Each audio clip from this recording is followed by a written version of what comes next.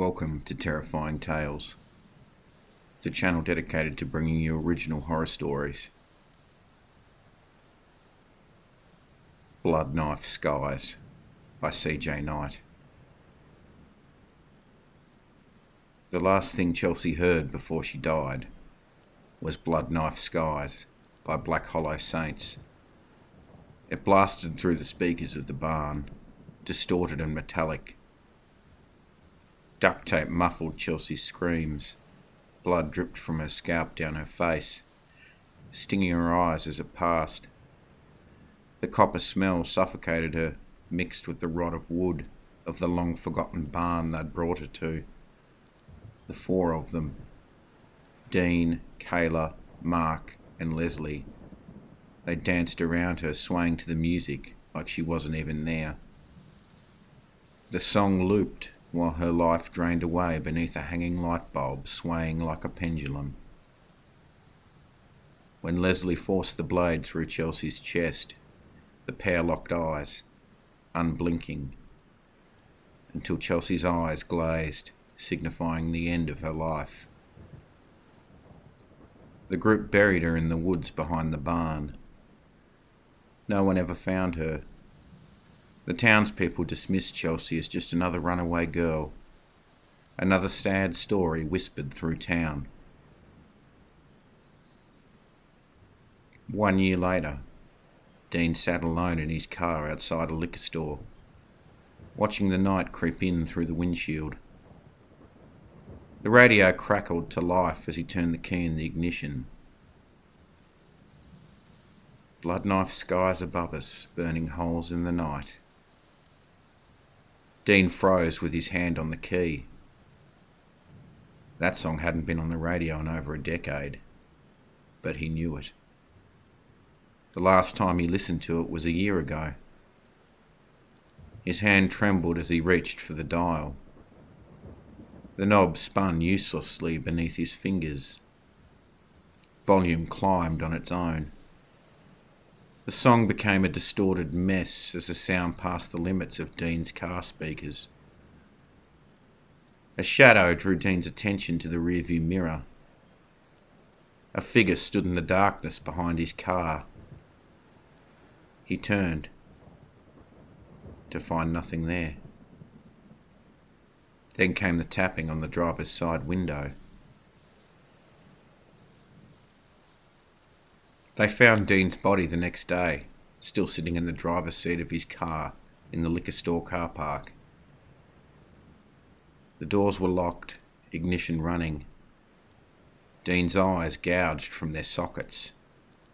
His mouth stretched wide in a frozen, soundless scream. The words "she remembers" carved into the glass of the windshield. 2 nights later, Kayla was getting ready for bed. She'd heard the news about Dean, but felt she had no reason to worry. Dean knew many people with a tendency towards violence. One of them had turned on him, or so she thought. Her phone vibrated on her nightstand. Bluetooth speaker connected. Now playing Blood Knife Skies. The opening chords broke the silence in her room as the speaker sprang to life. Shadows shifted in her room as the light above her bed gently swayed. Kayla studied her reflection in the mirrored doors of her wardrobe. Something seemed off. Kayla walked toward the doors. The reflection remained still, failing to match her steps. Kayla's face shifted from light to shadow as the light above continued to swing.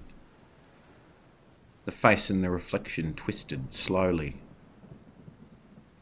Kayla tripped backwards as the face in the reflection was no longer hers. Smiling down at her from the mirror was Chelsea.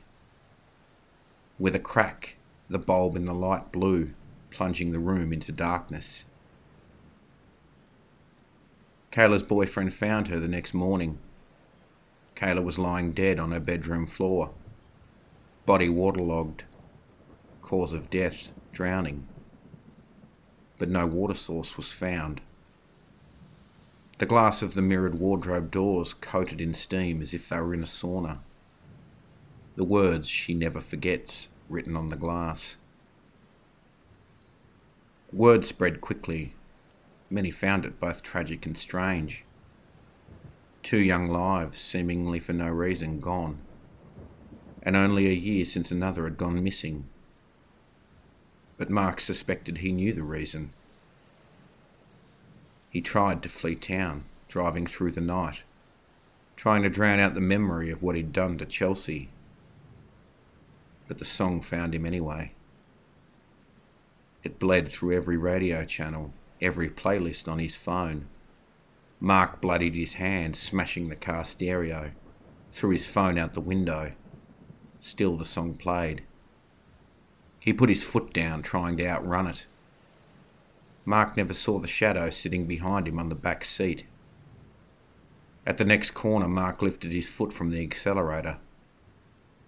The pedal remained flat on the floor. He stomped down on the brake pedal. It refused to move. He turned hard on the steering wheel. The car held a straight line. His seatbelt unclipped itself. Mark drove into a tree at 90 miles an hour. His body tore through the windscreen and smashed against the tree, sliding down in a mangled mess. When they found the wreckage, the words "she will pay them in kind" were carved above Mark's body on the tree. Leslie was the last. The ringleader. The one who chose and played the song and suggested the barn. The one who orchestrated Chelsea's nightmare. Now it was her turn to feel the level of terror she created for Chelsea a year earlier. Leslie remained at home, pacing the floorboards, checking the locks on the doors and windows, never sleeping. But songs have a way of finding you.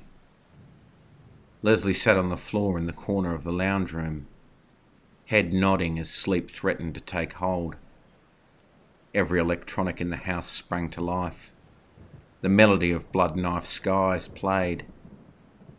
Leslie sprang from the floor, rushing to pull the cords from the wall sockets. Each time she tore a cord from the wall, something else would play the song. It played from the refrigerator in the kitchen, her hairdryer in the bathroom, the washing machine in the laundry. There was no end. Leslie dropped to the floor and covered her ears, screaming. And then it stopped. All at once, darkness and silence fell over the house. Leslie's pulse hammered through her ears, drumming against her hands. The arms closed around her. Leslie screamed as she was dragged away. They found Leslie in the attic, tied to a chair beneath a swinging light bulb.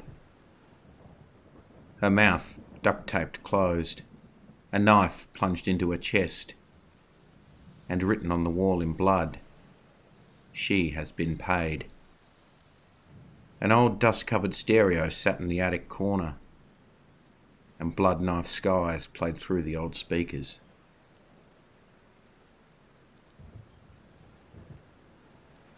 If you like what you heard, please like and share the video, and please subscribe to the channel.